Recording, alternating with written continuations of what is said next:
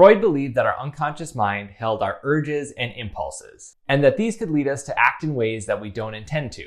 But is this true? Does our unconscious mind really hold deep, dark secrets that even we don't know? Let's talk about it. But first, my name is Keegan. I have a master's degree in counseling and I'm a licensed professional clinical counselor. Keep in mind that engaging with this channel does not constitute a therapist-client relationship. This content is for educational and entertainment purposes. This does not substitute or replace professional mental health care. If you're familiar with Sigmund Freud, you'll know that he's one of the first big names in psychology, and that his theory relating to the id, ego, and superego are taught in basically every intro to psychology class. But before that theory, he had another. It was called the Topographical Model. Not the most catchy name, but it was a theory he had relating to personality development. This model is often visualized using an iceberg, broken up into 3 parts. One section above the water representing our conscious mind.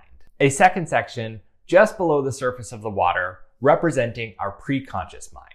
And finally, a third section deep below the surface representing our unconscious. Above the surface lies our conscious mind. Here, information is thought to be easily accessible. Our mind really has to do very little work to get to this information. All it has to do is place its focus on it. By shifting our focus, our mind can easily see the information and access it. When our mind shifts our focus to that information, the information is just there. It's believed that the outside world would influence what our conscious mind focuses on, and that our conscious mind's focus might be fleeting and only there momentarily. However, the outside world is not the only influence for our conscious mind. It was thought that information could also be sent from the preconscious. Freud believed that the preconscious mind had one primary task, which was to protect the conscious mind. Positioned between the unconscious and the conscious, he believed the preconscious mind would censor information from the unconscious before that information ever had a chance to get to our conscious mind.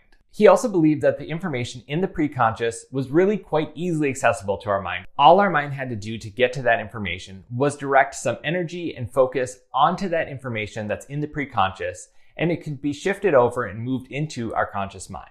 Freud hypothesized that the preconscious mind forms over time. As a person develops and based on the things that happen to them throughout their life and in the world around them, he believed that this would influence what information the preconscious mind would censor. Some believe that the preconscious mind is also where symptoms form, but more on that in a bit. First, let's explore the unconscious mind. Freud believed that this was the most important area of the mind. Some also consider the unconscious to be the largest area, meaning that it's holding and storing the most amount of information compared with the conscious and preconscious areas of our mind.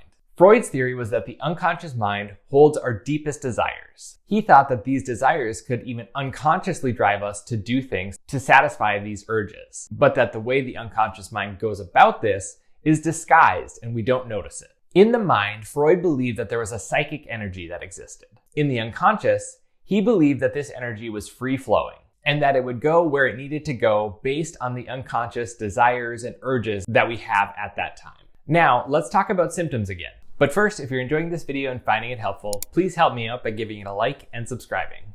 Freud developed this theory because of symptoms that he was seeing in his trauma patients. He realized that the people he was working with that had experienced trauma wouldn't remember all of the aspects of the traumatic event that they experienced. Based on his observations of these people, that's where he began to form this theory. As part of this model, he believed that when people were feeling a sense of harmony, the boundaries between the conscious, preconscious, and unconscious sections of our mind would become more flexible. However, during times of conflict or turmoil, these boundaries would become more rigid. From his theory came the concept of symptom substitution. The belief was that unconscious drives and desires would result in the physical manifestation of symptoms, and that only psychoanalytic techniques would truly be able to address these symptoms. Furthermore, psychoanalysts believed that behavioral techniques to address these symptoms may be able to stop the symptom, but that desire would then be manifested in another symptom. Rosenthal gives the example that psychoanalysts might believe that a motor tic could be addressed using behavioral techniques. However, that part of the unconscious mind would then manifest in another physical symptom, such as nail biting. But what does the research say about all of this? Since we just talked about symptom substitution, let's start there. There is a behavioral model for Tourette's disorder that uses symptom substitution, and this treatment does have evidence showing that it's effective. As for the psychoanalytic theory of symptom substitution, there's no strong evidence supporting this. As for the rest of Freud's theory relating to the unconscious, preconscious, and conscious mind, we can still see that these ideas and concepts have stuck around. Although the way that people use these terms today may not be the same way that Freud thought about them, these terms do still have some relevance. Not only do we still use these terms though, there is some research supporting that there is processing happening at the conscious and preconscious levels. As for the unconscious mind, there is no strong consensus here. Instead, there's still quite a bit of debate about whether the unconscious mind exists, and if it does, to what extent it exists, and in what ways it works. That said, Freud's theory as a whole does not have strong support. Freud himself actually moved on from this theory, and went on to develop his theory of the id, ego, and superego. So that's a bit about the conscious, preconscious, and unconscious mind.